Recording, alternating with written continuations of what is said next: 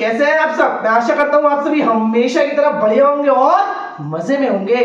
तो एक बार फिर से मैं गुमनाम सर और आप सभी का बहुत बहुत स्वागत है आपके अपने चैनल गुमनाम केमिस्ट्री शायर में। तो बेटा जैसे कि आप सभी जानते हैं अपने चैनल पर चल रहा है 50 डेज एक्सप्रेस, और जो नहीं जानते थंबनेल वगैरह देखकर आप हमारे वीडियो पर पहली बार आए हो तो थोड़ा सा यार सुन लो। देखो 50 डेज एक्सप्रेस क्या है?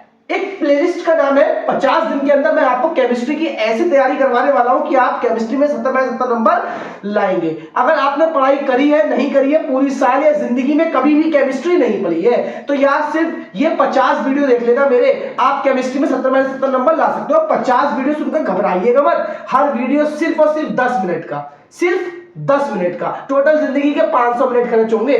500 मिनट यानी कि टोटल 8 घंटे। 8 घंटे 20 मिनट में मैं आपको केमिस्ट्री की 70 में 70 नंबर लाने का बेहतरीन रास्ता देने वाला हूं। ठीक है, तो बड़े जल्दी से बस कॉपी और पेन लेकर बैठ जाइए और सुनिए। चलिए देखिए 28 दिसंबर है, वीडियो नंबर 18 है। 17 वीडियो ऑलरेडी चैनल पर आ चुके हैं, डिस्क्रिप्शन में टॉप पर आपको लिंक दे दिया जाएगा। तो मेरा चैप्टर चल रहा है एमिन, और आज हम इस चैप्टर में क्या पढ़ने वाले हैं? आज हम टॉपिक पढ़ने वाले हैं BDAC, benzene diazonium chloride. इस यौगिक के बारे में पढ़ने वाले हैं, इसको बनाने की विधियां और इसके गुण। ये यौगिक परीक्षा के लिए पता है 1,00,000% इंपॉर्टेंट टॉपिक है। 1,00,000%। इस टॉपिक की बनाने की विधि, इसके गुण बहुत पूछे जाते हैं। तो मैं सिर्फ इस 10 मिनट की वीडियो में आपको 7 से 8 मिनट में, 1-2 मिनट बकवास हटा के 7 से 8 मिनट में मैं आपको एक यौगिक पूरा सिखा दूंगा। तो बस यार कुछ नहीं करना, कॉपी और पेन लेकर बैठ जाइए, बिना समय को बर्बाद करते हुए स्टार्ट करते हैं। तो देखिए बेटा स्टार्ट करता हूं और आपको सिखाते हैं BDAC के बारे में सभी इंपॉर्टेंट क्रियाएं। देखो सबसे पहले तो जिक्र आता है BDAC बनाने की विधि, बहुत पूछी जाती है, बहुत ज्यादा पूछी जाने वाली रिएक्शन है ये। सवाल पता है इसमें कैसा आता है? सवाल आता है कि एनिलीन से BDAC कैसे बनाओगे? एनिलीन से BDAC कैसे बनाओगे, ये सवाल आता है। तो देखो भाई सिंपल सा मैं आपको तरीका बताऊं, BDAC बन जाएगी, कोई ऐसी बात नहीं। बस BDAC के बारे में आप पहले एक चीज सुन लीजिए।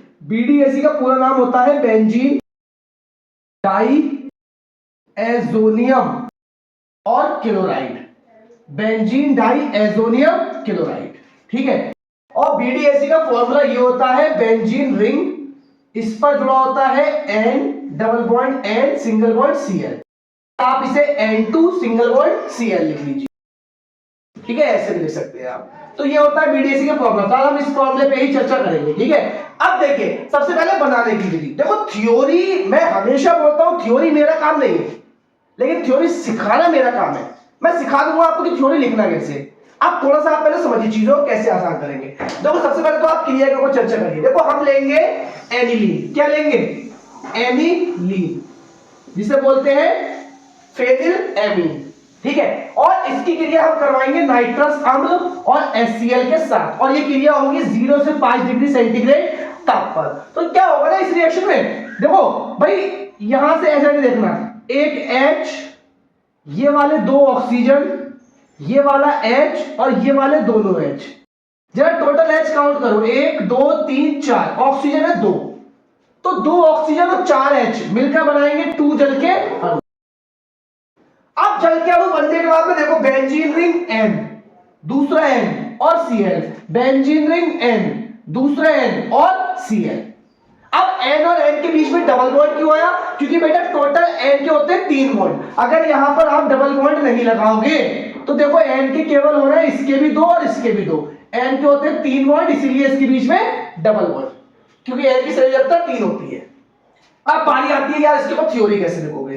तो देखो सिंपल सा आप लिख दोगे, जब एनिलीन को नाइट्रस अम्ल के साथ 0 से 5 डिग्री सेंटीग्रेड ताप पर गर्म करते हैं तो BDAC बनती है। और इस रिएक्शन में साथ में क्या बनता है? जल बनता है। साथ वाले को नहीं भी बोलोगे तो भी कोई दिक्कत नहीं है, बस इतना बोल दो इस तो BDAC बनती है, बस कहानी खत्म हो गई। इतनी रिएक्शन की थ्योरी लिखकर आप रिएक्शन में तो हो जाएगा काम, ठीक है। अब देखो ये तो हो गई बनाने की विधि, यहां तक ही BDAC खत्म नहीं होता, और खिंचता है और खिंचता है, और आगे तक इससे सवाल और ज्यादा बढ़िया आते हैं। और सवाल कौन से आते हैं? तो इसके पूछे जाते हैं गुण। अब पता है कितने? मिनिमम 4 से 5, वो बोलते हैं बीडीएसी की 4 क्रियाएं लिखो। लॉन्ग में क्वेश्चन आता है 5 नंबर में, बीडीएसी की 5 क्रियाएं लिखो, ऐसे करके क्वेश्चन आता है। अब देखो आप बीडीएसी भी याद है तो उसकी क्रियाएं क्या करोगे, तो यहां पर मैं कुछ रिएक्शन आपको सिखाता हूं जो आसान आसान सी और एक जैसी रिएक्शन है, आप इजीली कर लोगे। सबसे पहले बारी आती है सैंडमेयर अभिक्रिया की। तो देखो सैंडमेयर अभिक्रिया में क्या करते हैं, हमने बीडीएसी लिया, CuCl और HCl की उपस्थिति रखी और गर्म कर दिया। तो देखो क्या होगा, इसमें यहां से दोनों N2 बनकर अलग हो जाएंगे।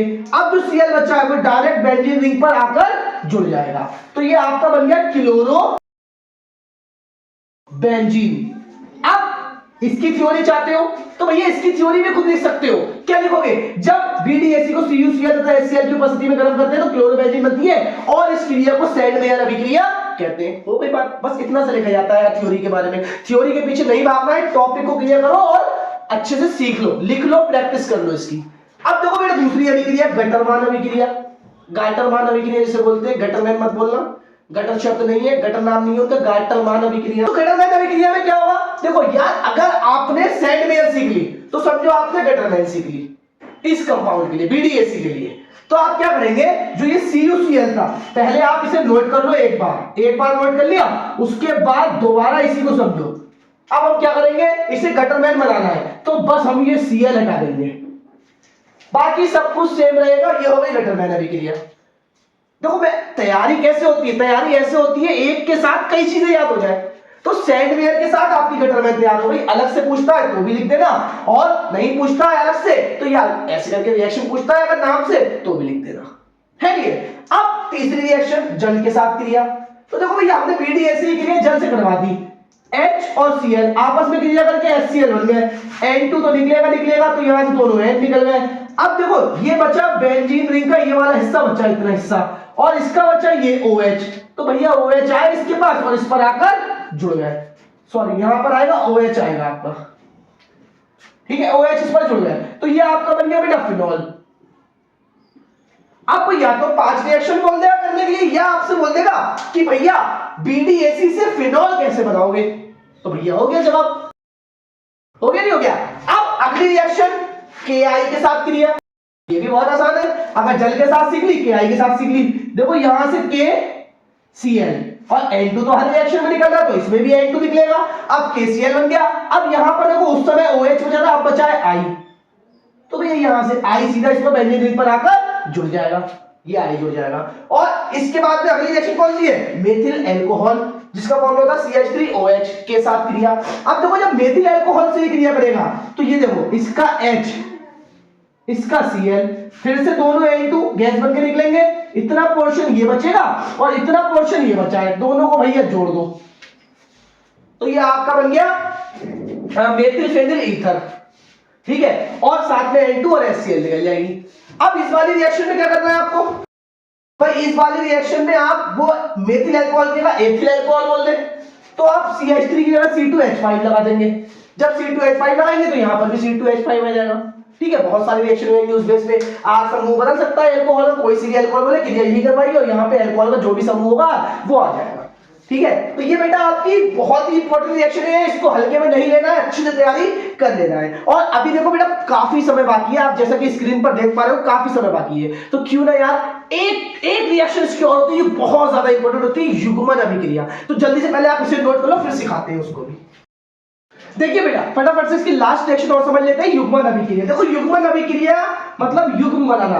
देखो बीडीएसी लीजिए, आप इससे क्रिया फिनॉल से करवा लीजिए, तो इसका फिनॉल का पहला वाला H बाहर निकाल लीजिए, फिनॉल क्या होती है बेंजीन रिंग पर OH, इसका H इसका Cl, तो HCl निकल जाएगा। इतना होने के बाद देखो इतना हिस्सा ये बचा है और इतना हिस्सा ये बचा है, 20 से HCl हटा है, तो दोनों को आपस में जोड़ देना है। देखो तो इतना हिस्सा इसका, इतना हिस्सा इसका, दोनों को जोड़ दीजिए, ये कहलाता है पैरा हाइड्रोक्सी एजोबेंजीन, जिसे एजो डाइस के नाम से याद आता है। डाइस इनका निर्माण, इनका मतलब उपयोग जो है डाई बनाने में किया जाता है, जो बालों वगैरह पर लगाई जाती है, और ये डाई बनाता है, ऑरेंज कलर की डाई होती है ये। अगर आपको ये क्लियर समझ में आ रही है और आप इसकी एक और रिएक्शन करना चाहते हो तो आप क्या करना, फिनॉल की जगह एनिलीन ले लेना, NH2 एनिलीन, फिर क्रिया सेम करवाना, HCl निकलेगा, एनिलीन तो OH की जगह क्या आ जाएगा NH2। अब इसे पैरा हाइड्रोक्सी नहीं बोलेंगे, अब इसे बोलेंगे पैरा एमीन, एजो बेंजीन। ठीक है, अब ये भी एजोडाइज होता, बस ये ऑरेंज कलर की नहीं होती है, इसे कट कर दीजिएगा, इसका कलर लिख दीजिएगा येलो, सेम चीज होती है। ठीक है, बस इसमें येलो बनता है और फिनॉल वाले में ऑरेंज कलर बनता है। ये बेटा आपका हो गया युग्मन अभिक्रिया, जल्द से जल्द और कम से कम शब्दों में, इसे भी आप नोट कर लीजिए। और बेटा देखो ज्यादा वीडियो लंबा नहीं करना है, तो मैं आपको इसका एक वीडियो, एमिन वाले का एक वीडियो और पढ़ाने वाला हूं चैप्टर का, फिर ये चैप्टर आपका क्लोज हो जाएगा, 3 चैप्टर कंप्लीट हो जाएंगे, बाकी फिर हम नेक्स्ट नया चैप्टर स्टार्ट करेंगे। तो बेटा इसी रात में फिर मुलाकात होगी आपसे एक नए और धमाकेदार वीडियो के साथ।